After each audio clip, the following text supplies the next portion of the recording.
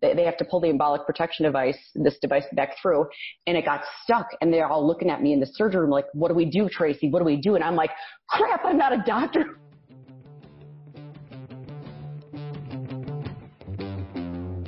Hey, got something really cool I wanted to run by and let you know what's going on. So I'm starting a group that will start taking a deep dive into each one of these episodes. So we'll collectively come together and talk about the shows, talk about the guests. I'll be bringing back some of the guests to do some Q&A sessions and really take a further dive into their story, their journey, the episode, talk about, maybe some of the things you wish I would have asked on the episodes, do some Q&A sessions and the like. As a friend put it to me, it's really like a book club, but for the podcast. So a couple times a week, we'll go in, we'll break down the favorite shows of the week, and have cool discussions around everything that we've heard, we've learned, and want to know about their journey. Some of these guests will come in and they'll teach part of, what makes them awesome at what they do. And then, as always, I'll be providing regular value and content in this group. It's really cool because this only is going to cost $5 a month to join this group. And you'll be able to come in, interact with everybody else in there. So I'll put a link right in the show notes for this that you can jump in, come have a conversation with us, and we will really deep dive into each one of these episodes and help us all rise up together. Thanks for tuning in, guys. It's going to be a great show today.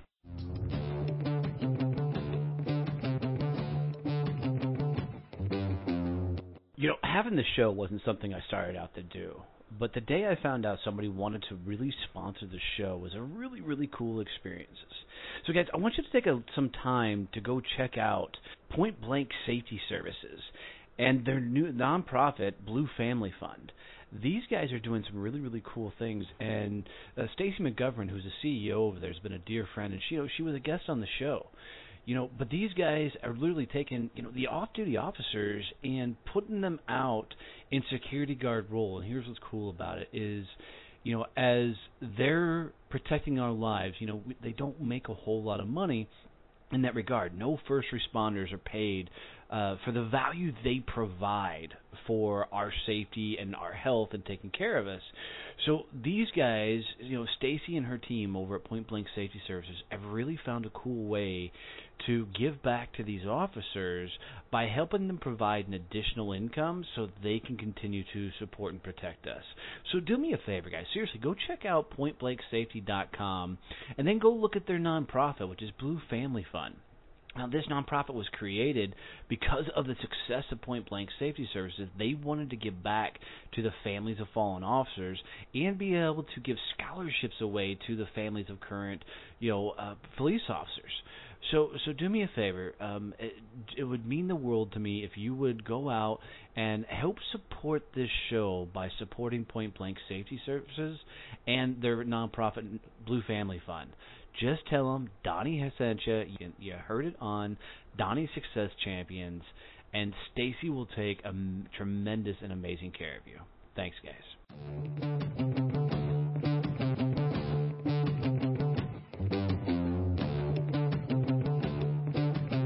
All right, guys, I got to tell you, this is going to be an absolutely fascinating episode. You're going to hear me geek out a little bit because I'm bringing on Tracy, and she's going to walk us through HeartMath and a lot of science behind how your heart does a hell of a lot more than we thought it did, and how your heart and brain work together.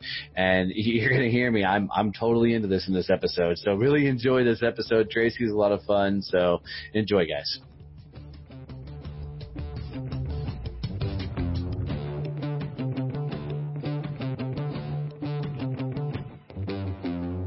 All right, guys, going to be a fun episode. I'm really looking forward to this. I love bringing salespeople on the show because we can just talk shop and have a lot of fun. So I'm bringing you Miss Tracy Martino today, and it's going to be a fun ride. So, Miss Tracy, welcome to the show, my dear. Please tell us your story. Thank you. Thanks for having me. Where would you like me to start? I have such a story. Well, you were born when? No, I'm kidding. Don't go back that far. I'll go back to far.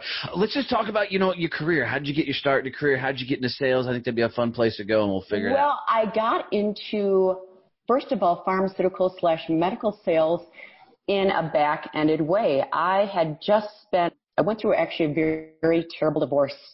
And the last words my ex-husband said to me were, I'm with somebody more successful than you'll ever be. And so that really catapulted me into saying, really, watch me. And so I had this, thought in my mind, like, I'm going to do everything to prove you wrong, which in the back of my mind I know was wrong. But that's what got me into medical pharmaceutical sales, because I ended up universally meeting people who got me into the industry. No, that's awesome. I mean, and I don't think it's wrong that that's the thing that catapulted you, because that's just the lever that moved the rock, right? I mean, and sometimes we need a good swift kick in the butt to figure out how to get everything moving. Yeah, exactly. So then I moved from Wisconsin. You can hear it in my accent. I'm a Wisconsinite. And I moved to Chicago. And I ended up being like an incredible rep. I mean, that just drove me to be top of my game for pharmaceutical sales. I won all these fantastic awards. Then I got into medical sales, and I was constantly pushing myself. Back end story, though, but denying me. So I was pushing myself, in sales, trying to get the number, motivated to get the number, and then at the same time, not only was I proving myself to my ex-husband, I thought I had to prove myself to every man out there, every woman out there, every physician, that I had to be the best out there. And all I thought was competition and being number one. No, dude, I totally get it. I mean, that's my story in a nutshell is, as I sell, and I tell quite often on my show, is I became somebody else on that journey because I was acting and being who I thought the world needed for me to have such a successful career in sales. Yes, I thought I had to be someone else. Yep. Exactly. Yep. So how many years did you sell? I'd say about 10 years. 12 years. Awesome. Mm-hmm. Awesome. So you're seasoned in the game then. So pharmaceutical sales is a extremely tough sale. And bear with me when I say this, because this is just my opinion, is it's not really a sale. It's a lot of office visits. Yep. Until they get to the point they're like, okay, I'll use what you have, right? So you have to be an ace at small talk. You got to have one hell of a memory. And you've got to have the tenacity to keep showing up again, until a lot of times the other vendor screws up and you guys get the call. Exactly. And a lot of times you don't realize the mental drain of it all. I mean, you're in there. I mean, it's a lot of fun because I had the ability to talk to the front staff and the nurses and the doctors and purchasing, and you go all around the whole gamut to make your sale, right? But it was hard. After a while, I caught on certain things when I would be at the front desk. They'd say, oh, it's just a rep here. Oh, it's just a rep. And I'm like, yeah, I'm not just a rep. I'm actually more. But of course, you don't say that. You think that. You're like, okay. But then on the other back end, you spend a lot of time entertaining physicians. Back in the day rules have changed now in medical sales, but I entertained physicians. We would go out to fabulous dinners, golfing, you name it. Yeah, and it's funny is we called that, I did commercial printing was my biggest, and I did sales training, later on. But during the commercial printing years, we always pride ourselves that we never bought the business. And that's what we always joked about the pharmaceutical reps is they don't have to sell. They just have to have enough money to buy the physician and get them to finally, a lot of times the office manager, and get them to give up enough that the doctor finally says, okay, let's do this. Yeah. That gets expensive. It gets lonely because you got a road warrior somewhat. Mm-hmm. And you are knowing you're going into offices that you have to go into because you've got to make deals done, dealing with people you probably don't want to deal with all the time, dealing with doctors who are not always the best guys. I mean, I'm sure you had some phenomenal, wonderful accounts, Yeah, but the interesting thing is when I did this, it was in Chicago, and I had a huge territory from Gary, Indiana, which was dangerous for me to go into. But the physicians and the people in these lower income areas were the nicest people I've ever met. Whereas I would go into other areas, and sorry if people are listening here from Highland Park or some of the North Shore of Chicago, the doctors there could have cared less. And it meant a lot for me to make that difference, just showing up and being there for the patients. Yeah, what's funny is my mom was a office manager / receptionist in medical her entire professional career. And she'll tell you, she used to destroy salespeople when they came through. She was not the gal at the front desk that you wanted to be there. For instance, my first sale in commercial printing was to my mom. She beat me up on price. Right, my own mother, right? So how did you deal with the mental game of playing that kind of sell? I mean, because there is a lot of ups and downs, a lot of swings.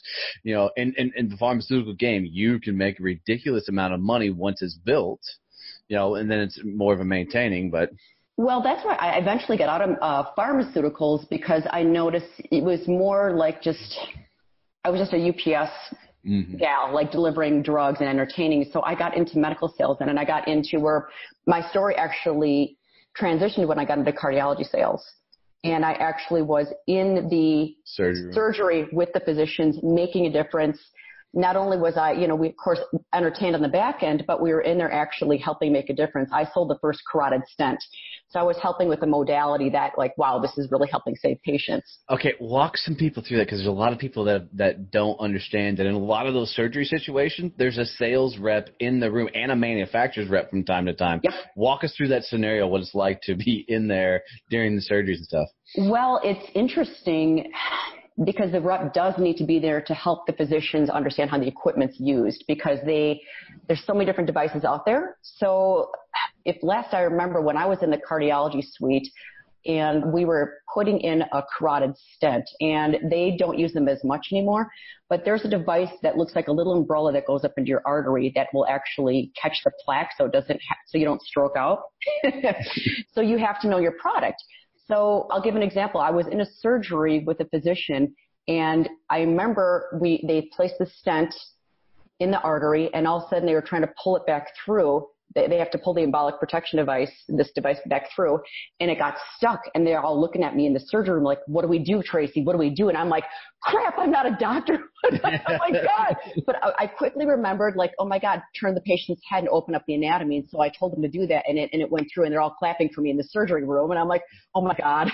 But it's important, because a lot of times the rep in there does help save the patient's life in many ways, because we know how to strategize and move the equipment, because doctors have so much other things to deal with. Right. Well, and I want people to understand, because, salespeople get such a bad rap, right? Yes, we do. Because when you think of a salesperson, you immediately go to used cars, right? And absolutely. It's the first thing you think of. They don't think about salespeople saving people's lives. Yes. I've never been in that situation, so I can only assume that that's stressful as hell, watching an open heart surgery, or unless they're doing the stent up through the leg, but whatever they're doing, being there in the moment, knowing that you're not a trained physician, not a trained doctor, but you could potentially have somebody's life in your hands. Absolutely. That was so stressful. But, it was ironic. Not only was I rep, but I ended up being a patient in the cath lab. And I just got chills. That was the most surreal experience of my life, going from rep to being a patient in that suite. Wow. Have you ever seen the show Grey's Anatomy? Yes. Did you ever see the episode where Derek dies? No.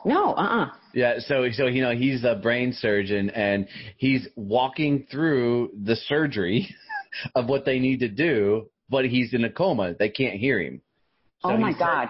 Right? So yeah. I'm curious, was that similar experience for you going through this? Well, for me, I ended up having an angiogram, which is, they have to actually go through your arteries to check. They put dye into your heart to see if you have any blockages. And that happened because I was getting a lot of chest pains, palpitations, felt like my heart was skipping a beat. And it was really surreal. Like here, I'm working in the cardiology suite, and you wonder if you're overthinking things, because you're like, oh my God, I'm in the suite, I'm seeing all these people get all this done. Maybe I'm overthinking this, because physicians a lot of times, they see so many, states of people that they wonder if they have it too, right? They might have a disease state, whatever.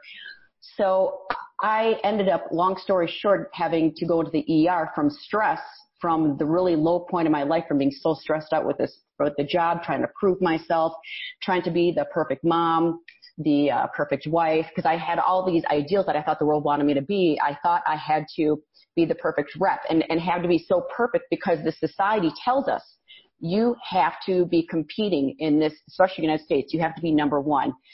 And I didn't realize what a toll that took on me, and especially my heart.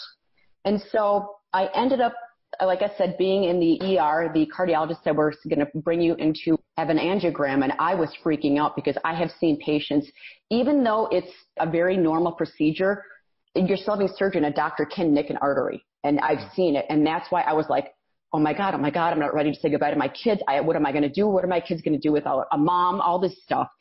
And I was actually giving myself anxiety on the way to the procedure. I was like having chest pain. I mean, it felt so real to me. I was like, okay, here, I'm done.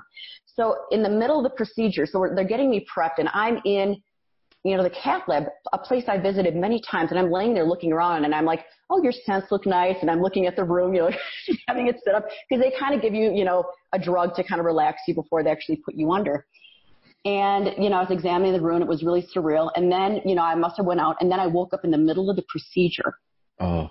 And I'm looking at the screen. I'm looking at my heart. And it felt really weird because it was like I was the rep.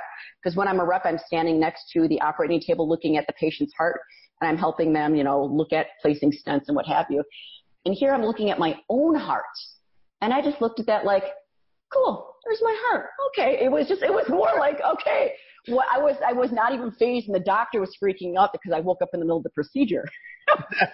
And so, then I went out, and then I woke up in the procedure room with my wrist all bandaged up because they must have given me what's called a radial approach, where they go through your wrist to go through your heart, because it's actually a shorter way to put what they call the guide wire versus going through a femoral approach. Because a lot of times they'll have to go from, right in that groin area, which can take a lot longer to recover from.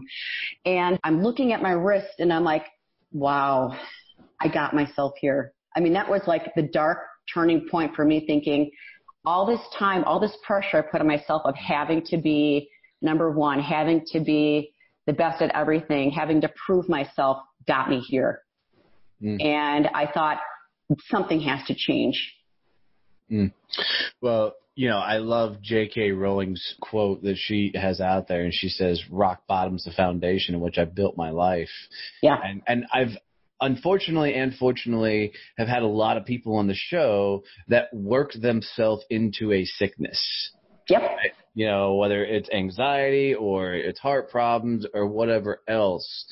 And unfortunately, it took that big punch in the face of going, okay, something's got to give, something's got to change, before they start going, okay, let's make a move. Let's make a change.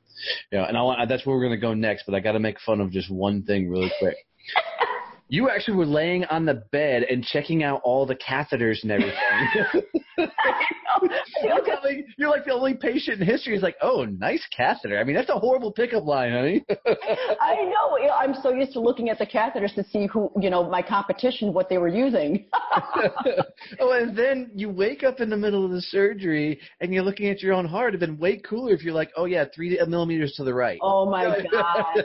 Well, and the cool thing was, the cardiologist, he said, not only is your heart and your arteries perfectly clear, he's like, you actually have a collateral, an extra artery. He's like, so if your artery's clogged up, you'd be fine. I'm like, oh, great.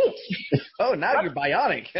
let's go eat some junk food. But no, I mean, I'm super healthy, but yeah. That's awesome. That's awesome. Mm-hmm. So you come out of surgery, you look down, and you have this epiphany of, holy crap, something's got to give. Where do you go from there?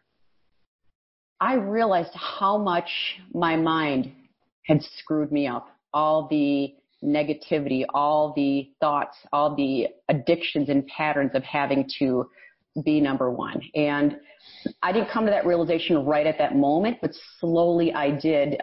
And I started to have a passion for the heart, and because of cardiology. And so I actually researched, coaching and stuff with the heart, and I came upon HeartMath.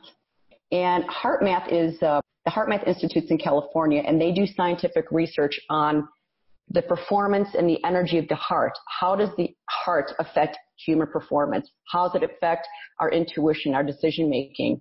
And I got into that, and my world has changed ever since then. It's mind-blowing. That's fascinating, because what I think I'm hearing you say is there's a lot more to the heart than I know, because my upbringing in the self-help world and everything else is everything happens in the mind. Yes. Walk me through this. I'm actually really fascinated. Yes. Well, when we are born, I'm going to go back to even like you talked about. Let's talk about when you're born. Well, I will talk about that because when we're born, one of the first organs that develop is the heart, not the brain.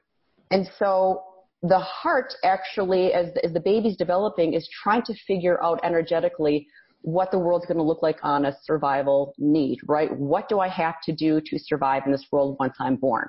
Okay. And so science has discovered moving forward that the heart is more than just an organ that pumps blood, right? And it's more than just that organ that I use to deal with day in and day out as a rep.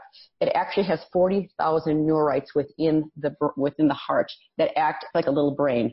So the heart actually has an electromagnetic activity that can be measured from up to 10 feet away. And it actually is 100 times stronger than the brain, electromagnetically too. So it's fascinating. What they're discovering with the heart is that people think we have these thoughts that go from the brain to the heart, when actually science has discovered that it goes from the heart to the brain first. It's reverse. Okay. My skepticism triggers are going off because Go ahead. I've never heard this before. So Yep. Is the heart thinking? The heart senses and feels. Okay, It's kind of like a radar system. The heart interprets emotions, and it interprets like our survival mechanisms. Because it has those sensory neurites, right? It's sensing. It's putting this out there. That's where, when we're talking about intuition, especially with coaching, when I'm talking to people, let's get to that intuition piece, because that's going to make us superhuman. We have to tap into the energy of the heart, because too, from sales and coaching, when we create these patterns, we create these thoughts, this negativity, it starts in the brain, but a lot of that comes from our subconscious, right? That 95% of our subconscious that we've dealt with, patterns that we've created from age 0 to 7, right? We create these patterns in our brain to help us survive in our family dynamics, because our families have different patterns and dynamics. But what we need to do is we need to start teaching not only ourselves, but our children to understand this power of the heart, because the mind does tend to mess us up based on patterning from our childhood. Absolutely. Yeah. Absolutely. This is wild. So I'm a guy that even thinks chiropractors are quacks, and I've got some really good friends. Sure. That are chiropractors, and I keep trying to get them to come on the show with me, but they don't want to challenge me on it. But so there is something too, based on what you're telling me, that when you say I love you with all my heart, that emotion is really coming from the heart. Yes, that is coming from the heart. And here a lot of people are skeptic, and that's just completely normal, because we are taught as a society, like especially for men. It's like, excuse my French here, but have some balls, or, really, because I have a son and I have a daughter. If my son is sensitive, my husband's like, oh, man up, or he'll say, have some balls. And your heart can't grow balls, right? Your heart, your heart is your heart, and it's okay. Now, when you're 13 years old, your heart might have some balls. Just for the record. All right, that was horrible. No, but it's interesting, because we have to start making this shift in society, especially for the youth, because when we're not faced with human truths, for example, we all, for example, as humans, want to be accepted. Kids want to be accepted, and that is an emotional state.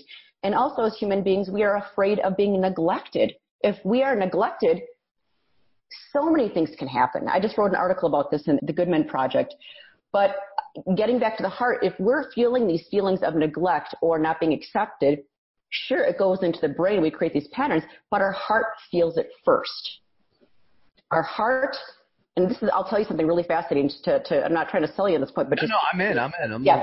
So what happens is, since our heart is the source, our emotional source, when we pick up things, what they've noticed is people with heart transplants, they pick up on the emotions and the feelings of the other person whose heart they had. Should I give you an example of that? This is fascinating, of a heart transplant. Yeah. I mean, it sounds kooky. It is. But I'm fascinated. Totally sounds kooky. Absolutely. Well, there was the story with Greg Braden. If people look up Greg Braden, he talks about a story of this young girl who had a heart transplant from another girl, because I guess you have to match the hearts, obviously, with sizes. And she started having these night terrors and these really horrible dreams about somebody chasing her. And the physician and psychologist said, this isn't normally a dream. This is something more. This seems something deeper than what she's going through, because they just seemed out of character. And turns out the little girl, they asked her to draw a picture of the man, tell her the story. Well, it turns out that her heart was from another girl who was killed by this man this girl drew the picture of. Oh, that's creepy. Yeah, it's really creepy. Wow. So I just want your listeners and you to understand is our heart picks up on all the emotions, happy, sad, good, bad, we've experienced since birth. A heart, just like a brain, is an organ. Correct. Once it leaves a body, it put on ice or whatever else. Mm-hmm. How the hell does it retain a memory when it doesn't think? Well, because that's to me, when I look at that, I think, okay, because you and I can talk about this and figure this out too, because I think about that too. I'm like, well, there's 40,000 neurites in that brain. And so if that's there and it's recording that, I would just think, okay, it is, when they call the heart another brain. So, this is what they're trying to show. Like maybe it creates, it's by transferring to somebody else, they pick up on this. They pick up on this emotional memory of this other person, the other heart transplant. This would be fascinating for you and I to explore more, because I think it's fascinating because there's so much that we don't know how our human body works in terms of like intuition, because you and I both know in sales, like, okay, I have to make the number, I have to do this, but we forget about so when you're in sales, when you walk into the room, you can sense the energy of the room, right? True, correct, 100%. So what they're showing is the heart picks up on that first, because we all have an electromagnetic field that can be measured up to 10 feet away. You can sense the field. I'm running through, some of my biggest sales calls, bigger deals, and I was just trying to think, where did I feel it first? And I'll tell you, I always felt it in the gut. That was me. Mm-hmm. You get the butterflies going and everything else. And then I overthought it, which is usually what gets you in trouble on a sales call. Yeah. I can't say, trust me, emotion plays a huge portion into that. But at no point do I think, that's coming from my heart. But that could be 100% could be, that's my upbringing. Right? That's my brainwashing, if this is, scientifically proven, right? Because we're brainwashed to learn a certain thing a certain way our entire life, career, Absolutely. whatever. Absolutely. So this is interesting, and I'm going to make some assumptions that there's some probably big scientific facts behind this. You're absolutely right with the stomach, because the longest cranial nerve, which is the vagus nerve, goes from our back of our brainstem into our stomach, right? And so when our heart senses where you might have picked up on somebody, because this is all subconscious. You might have picked up on something, and the heart senses maybe, because it all works with your central nervous system, right? The vagus nerve, all this does. You might be sensing something, and all of a sudden your heart picks up on it subconsciously, and all of a sudden you're like, ooh, I feel it in my stomach, right? Totally, that makes sense. That makes complete sense. Whereas what we're trying to get people to do is get into a state of coherence before you get into that sales call. I'm going to keep using sales because I used to be a sales trainer too. I do it all the time on the show. You're totally fine. Yeah. No. So what is important to do is when we're trying to think of prepping before a sales call or prepping before anything or being in the moment or after, we want to sit here and prep our emotional well-being. And to do that, we want to get people into a state of coherence. And coherence in my world in terms of HeartMath is aligning the brain, the heart, and the central nervous system, because when you do that, science has shown through even athletic performance, because athletes and Navy SEALs have used the HeartMath technique, you are better able to prepare for any type of situation that might come about. Okay. So two things. One, I want to hear more about the HeartMath technique. I'm really curious about that. Yeah. The second thing is from my years of sales training, I know if somebody thinks too much before they walk in a sales call, they lose. Mm-hmm. Because Absolutely. you're gonna, once you start thinking, you're gonna overthink. I would rather you go numb before you walk in the door.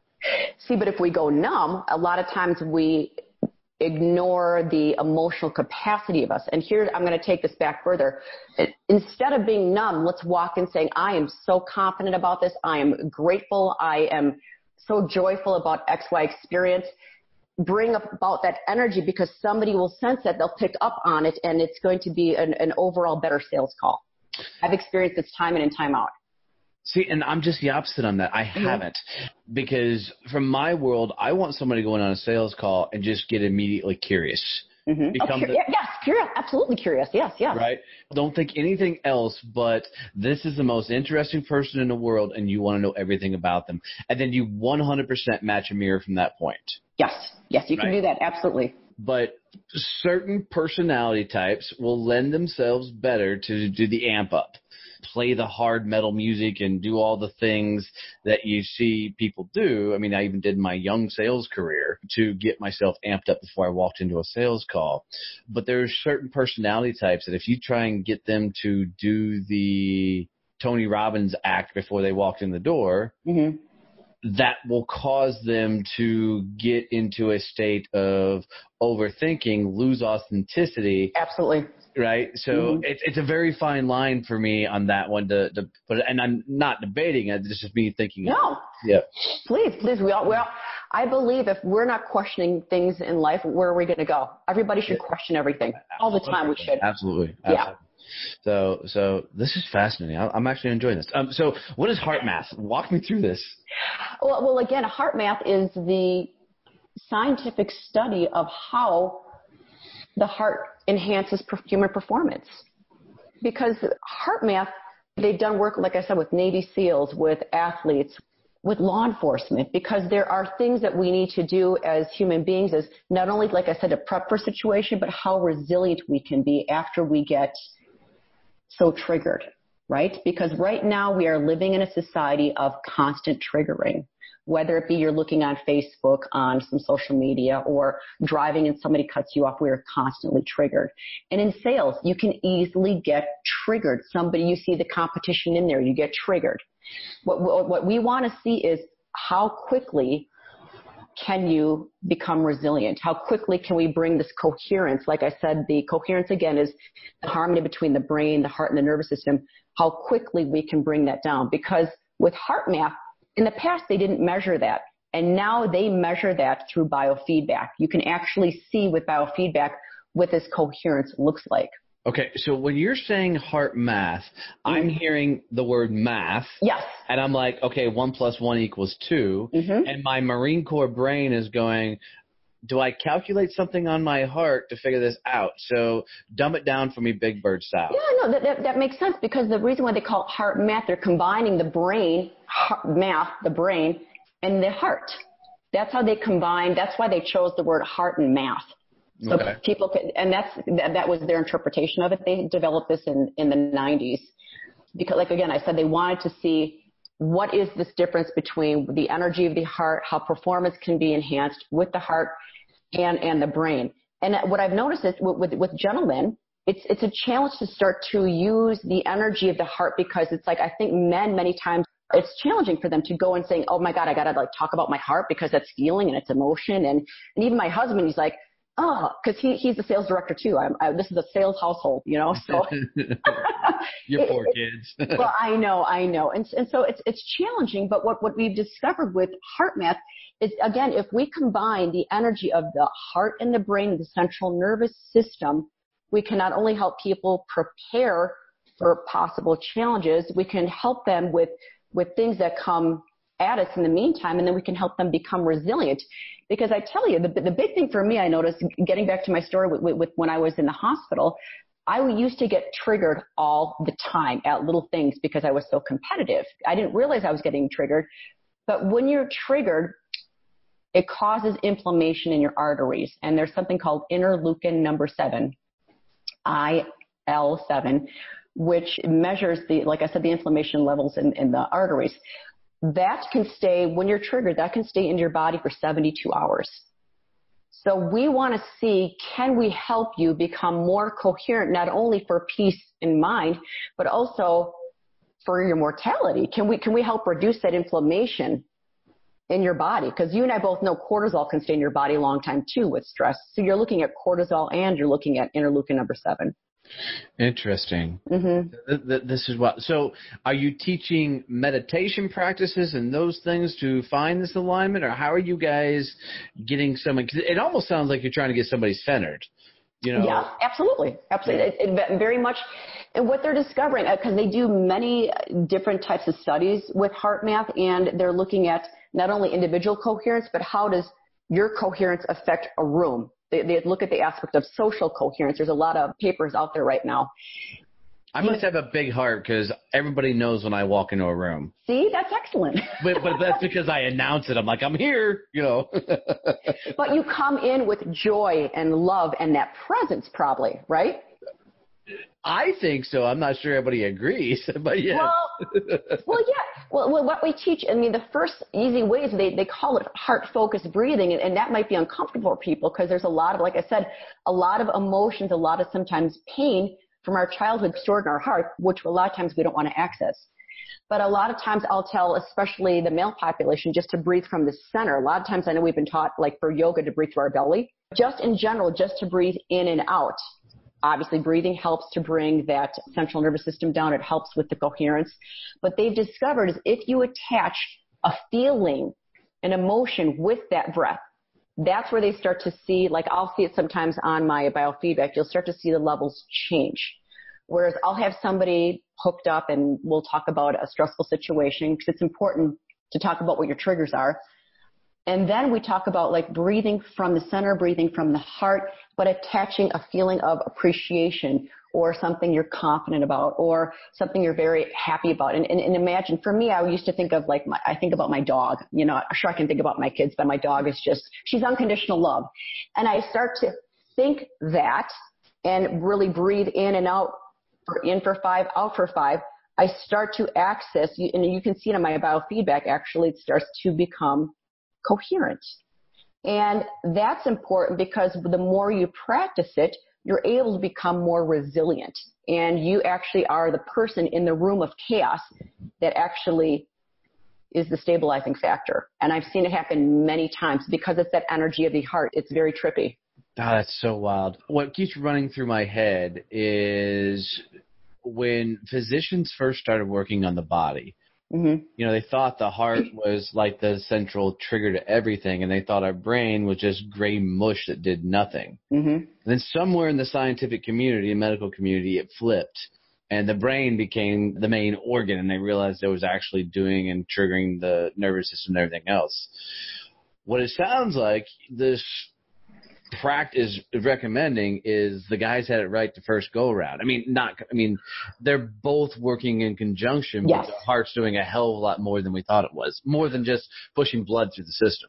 Oh, absolutely. And it is both because there is so much new research in the brain, which of course is another thing I study. I love to focus on neuroeconomics, neuroleadership, because it's fascinating how the hippocampus, the area of our brain which holds memory, and our amygdala, the fear center of our brain, really screw us up in so many ways. And that's where science and leadership and coaching is making such a big difference when we're working with our clients and helping them, for example, teaching them how to build trust. Because I teach conversational intelligence and I help people understand how to talk correctly and how are you wording things to create trust within, for example, sales dynamic. Right? You and I both know the importance of asking open-ended questions. Absolutely. That's huge. But, we can take it a step further and ask them questions that we don't have answers to, which science has shown actually brings people to the prefrontal cortex of the brain for trust. For example, with my son, Matthew, I said, if you knew you couldn't fail, what would you do? And he, of course, at the time when he was little, he's like, Mom, I'd be Spider-Man. I'd do this. I'd do that. So he went on. But it just shows this connection between people opens up when we start to ask questions versus, the typical salesperson will vomit information in the beginning, be that used car salesman. Yep.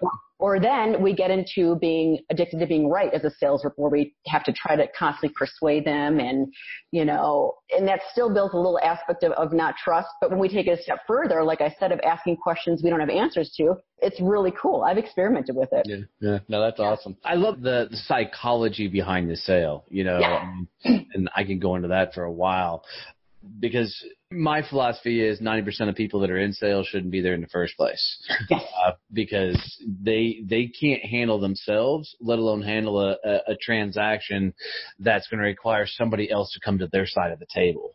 Yes. Because they don't know how to get out of their own way. Wow, this is really fascinating. Definitely something I'm going to have to do a lot more deep diving in. So we just became best friends because I'm going to be picking the hell out of your brain. Good. Well, I love talking to other salespeople.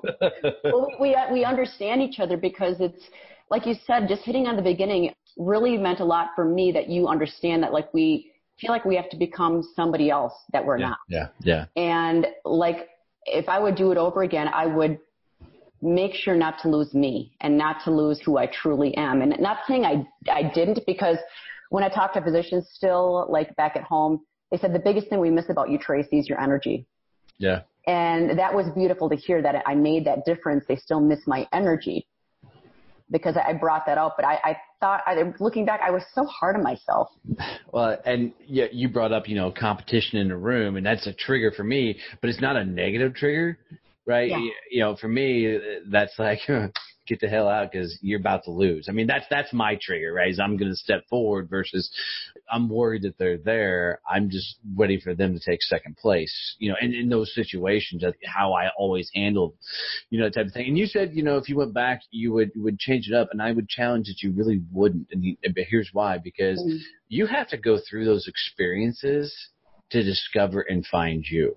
Sure. And if you hadn't gone through those experiences, you wouldn't be where you are now, sharing these type of stories and changing lives and doing it from an impactful way, because you're sharing your story. And I truly believe that everybody's story is their success. Absolutely. Right? Whatever you're going through, whatever you went through, that's who you've become to deliver that gift to the world. So very rarely am I completely overly top fascinated about something that I learned completely new on the show. So well done. Well done. That's awesome. I love that. I love learning new things. So Me too. So what all are you into now? I mean, I know you're doing some coaching. I know you're doing some speaking. I know you're speaking from the heart, right? Yeah. So what all the things are you into now? I do a lot of writing. I am a contributor for the Good Men Project. I am a contributor to Thrive. I love writing. I'm working on the possibility 2 books. I'm kind of working on the Narcissist Guidebook to Empathy. I'm doing a lot of research into that, because it's fascinating to me how we handle empathy and compassion in the society. And a lot of it, too, I'm looking at human redevelopment. Yeah, I'm looking at how do we need to redevelop ourselves as human and children, because we need to start making some shifts. We are at a crucial point right now in society. And for us to shift society, we have to start making some changes, especially for me being a parent. I think we need to be more conscious and more aware of what we're saying to our kids, what I'm saying to my fellow man, and how we speak to each other.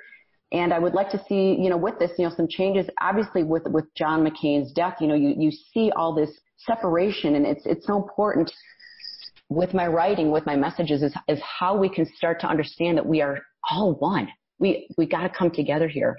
And I will not get political, but the only thing that I will say is the separation's always been there. It's absolutely, yeah. It's just now it's just amplified. Yes. Certain sides of conversations are never going to get along. But what's fascinating, though? The cool thing is that an article I'm thinking about writing is talking about how all of this has helped me heal even more. I mean, what I love about this is that I keep expanding and expanding and expanding, because, like, even all these political triggers that we're all getting, if you're aware, you can take your biggest fear and grow from it.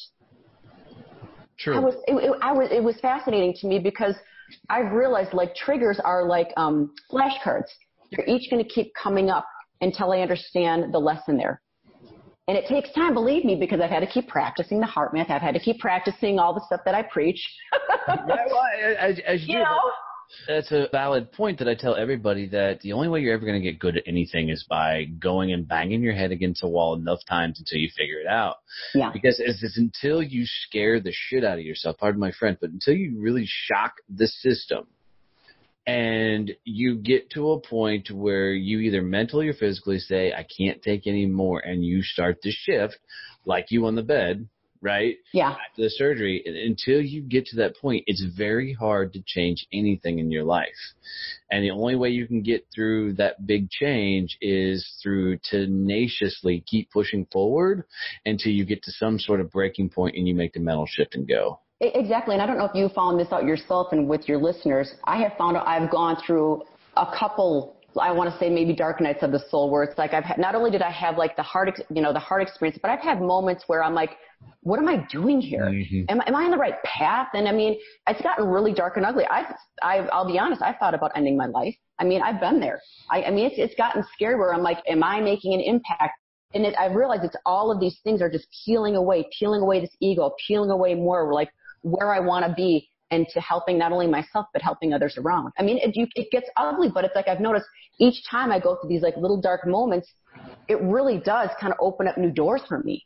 Yeah, and I love that, because that's exactly my experience. Not that I've never had the thoughts of the suicide side of things, but I do know that I went through most of my life wearing different masks and being somebody that I wasn't. And the more that I've learned to let go of the ego guy, over the top, and try and be, and that ego guy is going to always be there in some sort, but the more that I'm able to groom and help the world by sharing my story, my trials, my tribulations, and I hate the word authentic right now because it's just so overused. But just put out that raw story. It's wild how much I've discovered about myself as I'm trying to put out that real message out there and be very cognizant of the words coming out of my mouth and how I'm telling my story. So it's the factual story and not the fabrication of it. Yeah. Yeah. It's wild. Absolutely wild. Tracy, I got to tell you, girl, this has been a blast. I really, and no, seriously, we're becoming friends because I'm going to bug the hell out of you about this stuff because I'm really good. Please do. So how do people find you? Because this is a fascinating topic and people are going to want to know more information. So how do they find you, your website, all that stuff? Yeah, well, they can email me. My email is tracy@tracymartino.com. And my website is www.executivereturn.com. That's a play on words because I want people to return to their executive portion of their brain. Nice. And I'm assuming you're on all the social media outlets and everything else as well. So Yes.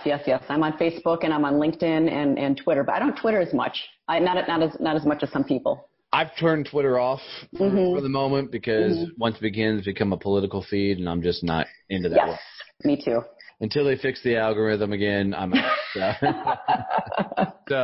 But here's how I like to finish out every show, and I do stump some people, so be forewarned, is if you could leave my audience, the champions, with a phrase, a motto, a slogan, a quote, something that they could carry with them on their journey, especially if they're going through that dark times. Maybe they found themselves on that bed or they're hitting that dark portion of their ride, their journey. And they needed something to kick them in the ass and going. And I'm stalling as long as I can as I see you ponder. No. I mean, when I think about this, when you center into your heart, it will never lead you astray. Your heart has the answers. Oh, I love that. Your heart has the answers. We're going to go with that one. I love that. You should get that put on a T-shirt. I will. I'm going to write it down because otherwise I'll probably forget. Well, it's ingrained forever, so it's on the show. So when it's there, it'll be out there. So, but Tracy, thank you so much for coming on the show, girl. I've really enjoyed this. Thank you. I had a good time. It's so fun talking to you and talking to another fellow sales rep. Awesome. Thank you, dear.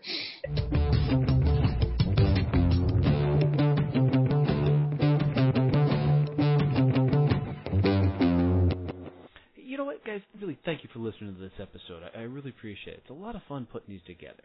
I wanted to make sure before we get out of here that you knew what we were doing with social content. What we found was because of the podcast, we have a unique way of helping you get your social content out on a very easy way. What we're doing is we're interviewing people. And from that interview, we will capture a lot of information that will then be turned into videos, memes, articles, all things you can use for your social content. I know, like for me, one of the biggest struggles I had was, what do I put out there? What do I say on a regular basis?